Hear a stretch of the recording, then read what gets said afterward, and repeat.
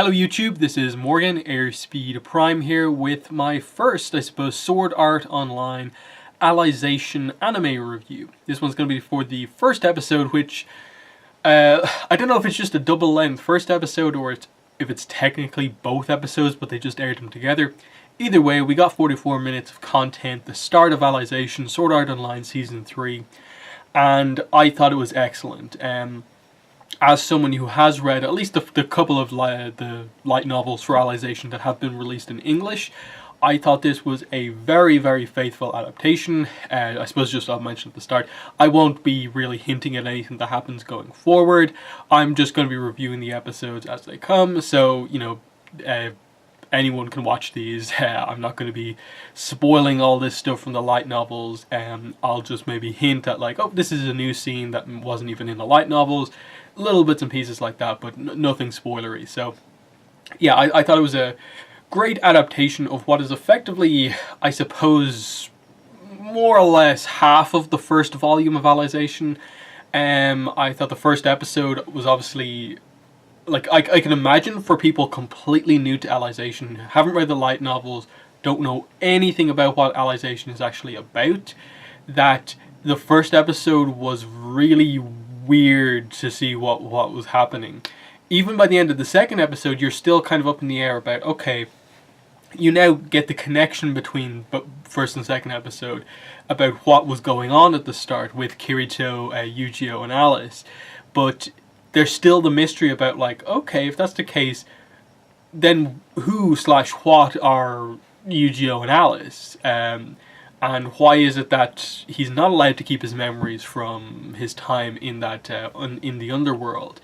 Obviously, they have to get across the explanation of what a Fluctolite is, what the whole idea of the Soul Translator is as the new technology, and I think that's something that really continues the overall arc and story of Sword Art Online going forward, in that that's what it's kind of about. It's about the development of this kind of VR, AR in the case of ordinal scale, and in this case a new form of VR that's using memories or the soul to kind of power it. And I think that's really interesting, especially just with stuff that's come into play, especially with the Mother's Rosario arc, with ordinal scale, and now this. The idea that this is kind of like the career path that Kirito is sort of taking, that he's interested in this field. This is why he always had an interest in Kayaba in the first place, and how the sort of legacy of Kayaba, the SAO incident, kind of is this important thing for the series going forward, of just for Kirito, and I suppose most of the main cast, virtual world got them their most valued, you know, friendships, or in Kirito and Asuna's case, like romance. And they kind of all respected for that, but there's also a sense of, like, it's not just a game, that what happens in the virtual world is real. And I that's what I thought was so interesting about the start of the Underworld stuff, and that when Kirito wakes up in the real world after what we saw, he's crying. He's clearly treating what's happening there as being completely real. And based on his dialogue, like, he doesn't necessarily talk in the Underworld as if he's kind of much older in the real world. It's like he has this whole other life in there, and because of the way they're performing the test, he's not being allowed to keep the memories of that. So, and again, given that they bring up the idea of, like, Fluctolite acceleration, like, who knows how long he's actually been in there. The implication seems to be that, like, he's like, oh, well, I spent like 3 days in there. Maybe they accelerated it to 10 days, maybe they accelerated it to a month. But the implication seems to be that it's probably more like years to have him have an emotional reaction like that, to where he treats losing Alice like the loss of, like, one of the closest people to him. That he and Yu-Gi-Oh seem basically like brothers almost in this world. So there's still the mystery going forward of just are they other testers, and, like, Kirito is also a tester in this world, or are they just kind of really good NPCs? Because that's the one thing they haven't really explained yet, because the only thing Kirito remembers is basically just some initial test stuff, and not necessarily the interactions with the different people. So That's interesting, and so I think because most people are aware of the fact that most of the Alicization arc is going to take place in the Underworld, of course, Alice, Yu-Gi-Oh, these are characters we are going to get to see again. That makes that very, very, very important. And in that sense, like what you get from like Yu-Gi-Oh when you meet him is that he is very by the rules. He's not as adventurous as the other two. Kirito obviously is meant to be the one who kind of, we know specifically he's kind of from outside of this world. So in a way, the rules of this world don't necessarily apply to him, and that's why he so easily breaks a lot of the rules. Yu-Gi-Oh, we I suppose directly see in the end scene when Alice is taken away. They basically bring up the idea that these taboo index laws and stuff like that, in a way, the people of this world can't break them. In that here is this thing where, this very, like, important, well-known child from the village is just being taken away for, as we see it, yes, she broke the rule, but, like, nothing came of it, in a way. In that she's not being punished for, like, looking at the dark world, basically. The dark territory. She's being punished just because she happened to touch just one finger on the other side of that dividing line, and it doesn't matter. And I actually really like that the Integrity Knight, his answer was just to Kirito as to like, in a way, like, this is so petty, why are you doing this? And it's just like, what more do you think she needed to do to, like, actually get taken away? Like, you broke the definition of the law, so you were being taken away. Obviously, the most shocking thing is that she's being taken away to be executed just for this, and then we see Kirito is able to seemingly break one of the rules, which is obviously, like, I suppose, attacking someone or attacking an Integrity Knight. I suppose we don't know specifically what rule it is, but then Yu-Gi-Oh is basically asked by Kirito to do the exact same thing, and you can tell he cares about Alice and wants to, but then when he goes to move, the system error thing comes on his right eye, and he just can't do it. He can't move. And so immediately there's this kind of question of like, okay, so I think they're basically telling us here that there's a clear difference between Kirito and everyone else in the Underworld for the most part. Like, the way you'd, I suppose, interpret it would be like, so Yu-Gi-Oh must be just either an NPC in the game or whatever. Alice is sort of up in the air, I suppose, because the idea is that, okay, she accidentally broke one of the rules, but I suppose this is where the interpretation of that kind of warning system thing comes in, of like, should the warning not have sort of kicked in before she fell over? That, like, if she was going to fall over, she would have broken a rule. So, more needs to come out about that, obviously, and they will explore it, of course. They'll go into much more depth about what exactly is going on here and that sort of stuff. But for now, in the anime, that stuff hasn't been told, but we do get answers at some point. So, yeah, it was just nice to see this kind of friendship, and again, just the idea of Yu-Gi-Oh sort of being very cautious about all of this, not really wanting to do anything. Kirito being the one bringing up all the ideas, and Alice actually being like, no, actually, I do want to do this, and basically coming up with these sort of interpretations of the rules to make it so that, what we're doing is not actually breaking the rules. It's helping us because, we're not going into the dark territory. We're just going into the caves. We're not allowed to play near there, but we're not. So that was quite interesting in just regards to, I suppose, how much free will do the people of this world have. Kirito clearly has everything. Alice has a certain amount. Yu-Gi-Oh doesn't seem to have that much. So that's something that's interesting. It's going to have to be developed. And then just that idea that there is a dark territory, there's a human territory. The idea of Integrity Knights, and the one we see here, Dusselbert Synthesis 7, is kind of the naming convention that they go to. He's like Integrity Knight number 7. And we'll get to meet other ones along the way, but here's our first Integrity Knight, and he defeats what seems to be like a dark counterpart in the Dark Territory, and they're kind of known as the defenders of the human territory. But there's also that, like, they tell us that mystery about the hero Bercoli and how he was from this place and he went to the caves as well and fought this dragon potentially. Was he the one who killed it? What exactly happened there?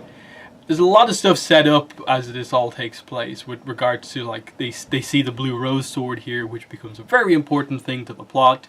We've seen that in all of the trailers and so on. But the thing is, they kind of leave it there for now. So it's just kind of like, hey, look, here's the blue rose sword. And they just kind of leave it there where it is.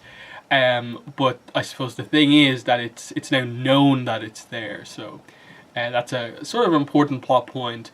But yeah, the Underworld stuff, just with the dramatic scene of Alice being taken away, ruining this otherwise, like, really nice and lovely moment, basically. But then immediately it taking you out of this world and being like, okay, what was that? Like, why was Kirito young in there and talking as if, like, he basically didn't have any knowledge of the outside world, in that it was like he just had this second life in the Underworld. So that was super interesting. Then they open up, I suppose, the real world section of the story in a way by immediately cutting us to GGO and us getting to see the full Kirito squad basically playing GGO. So this is our first time getting to see basically everyone except Sinon and Kirito, of course, play GGO. So most notably, like Asuna and her kind of cool outfit. She also uses a photon sword.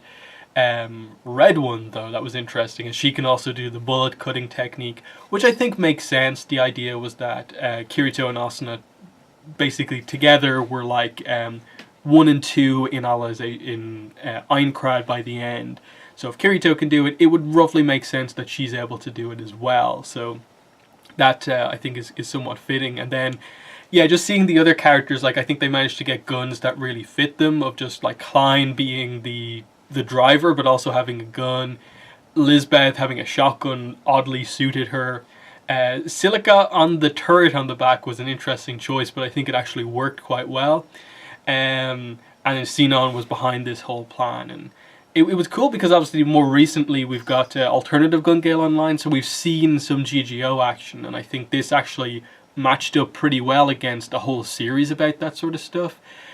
Because I think it was squad on squad, and you got to see our unique characters with their own style go up against what seemed to be, I suppose the initial basic interpretation you get is that this is another one of those teams from GGO that is practicing like real world tactics in the game, which is why they sort of dismiss the skirmish with Kirito's squad, because it's like they were such an oddball squad. Like, who would go in with photon swords? It's not a good example for what we're preparing for.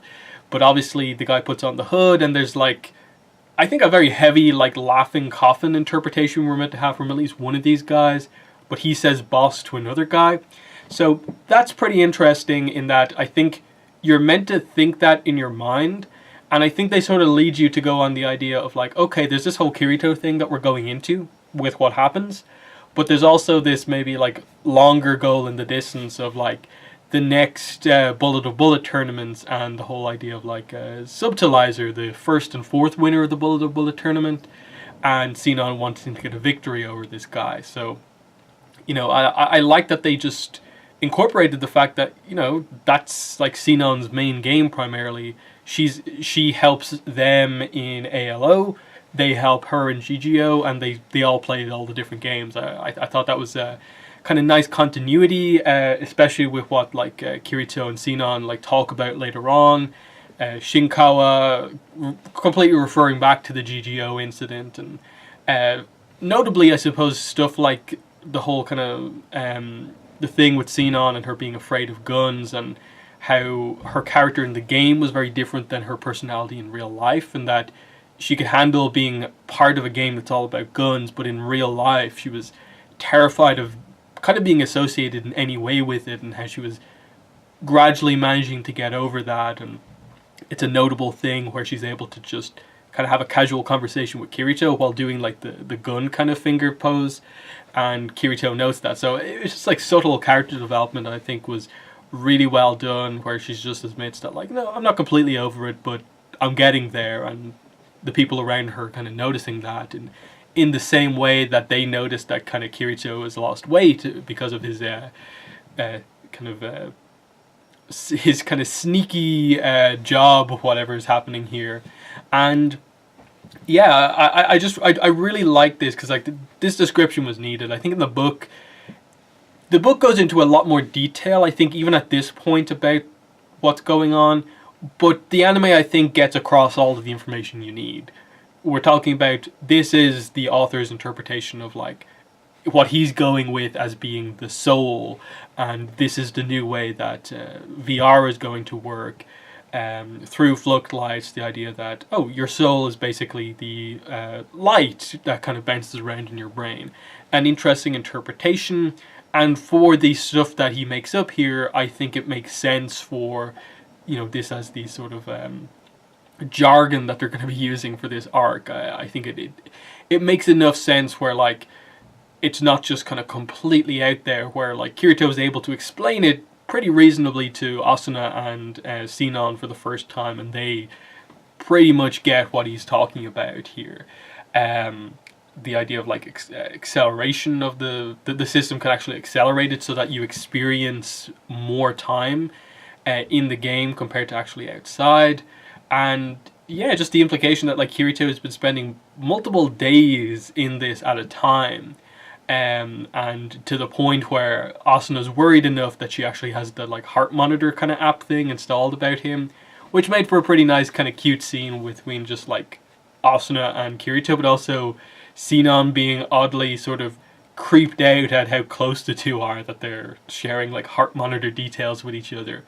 But yeah, that worked out quite well. Like, they also in the background basically set up what happened at the end of the episode, that the death gun incident is basically behind us. They just need to catch one more perpetrator. And of course that leads to the end of the episode and us encountering Johnny Black when Kirito and Asuna are out walking home. And it's one of those kind of really tragic moments in that like you have one of the bigger moments for Kirito and Asuna's relationship of like, I think this was roughly set up in Ordinal Scale, and I think a little bit in Mother's Rosario, the idea that Kirito was probably going to have to study abroad, and like the whole issue with like Asuna's mother of like, she maybe hasn't found what she exactly wants to do, but for now she's going to kind of follow Kirito because she really cares for him. And it shows growth for her, that she's just making that decision completely on her own, that like, no, I'm going with you, I'm making this decision, it's good for their relationship. And just that, I suppose that talk overall was, I think, very interesting with how Kirito brought up VR. Yeah, Kirito brought up VR, Kayaba, and how, you know, Asuna is aware of the fact that like they both in a way like owe a lot to VR, and so she understands why he wants to sort of pursue a lot of this, to really understand like why Kayaba did the whole SAO incident and everything that's happened since. That, as it turns out, a lot of what's happening is just the creators of a lot of these new forms of technology are making all of these kind of things happen. And this arc is all about, I suppose, what's happening with the technology of Wrath, Soul Translators, and Fluctlights, and what use that is, and so on. And that's obviously what's going to come out in the next couple of episodes, the specific details about that, the fact that they talk about, like, we don't fully trust Kikuoka, who's like what's his position? Like, they basically talk that he's like part of this, like, kind of task force in a way that is associated with incidents with VR games, given how big and kind of unknown in a way they are. That's why like Kirito is at this point like considered like an expert on this sort of stuff, and why Kikuoka brought in someone like Kirito, in that we know that in a way his greatest skill is just how easily he adapts to different VR environments, and that's why he was suitable for this project. Perfect person really for it. So I thought it was interesting to bring up all of that stuff, have this kind of reminiscing over like basically the entire arc up to now. They've made this kind of decision, you know, maybe they've been not talking to each other specifically about it, but just everything's going well. they're going to go to America eventually together. Great. And then Johnny Black shows up, and it's interesting because again they point out that kind of contrast of like Kirito in real life is not the Black Swordsman from SAO. He has some skills because we know he's done some like kendo training,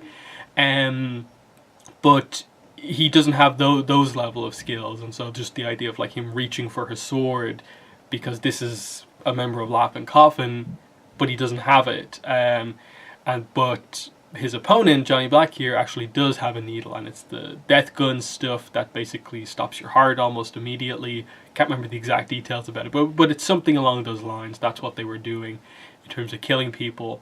And yeah, we get that moment of just Kirito uses the umbrella kind of as a sword, stabs Johnny Black in the leg, but gets hit with the injection himself. And so the episode ends with the idea that Kirito is dead, basically. That because we know that if you get hit by that stuff, you will die, basically. Now Asuna's there immediately, so there's still like some chance, I suppose, but given like that we had a whole arc about this, and I think there was even a specific thing of like him, Kirito and Shinkawa fighting, and like we thought Kirito got hit then, and him just barely kind of avoiding it. The fact that he actually is injected with it here is, I think, it's a pretty notable thing, a really big move, and I suppose it makes you really buy into it because it happens after such a nice kind of like relationship moment for the two of them, that you're like, oh wow, he just committed to this. I think you can probably figure out, if you don't know what's coming next, like how exactly it's going to be resolved, because it's not just that the main character's been killed here, but it's a crazy way to end the kind of opening 2 episodes with such a cliffhanger like this, that Kirito's potentially out of action for who knows how long.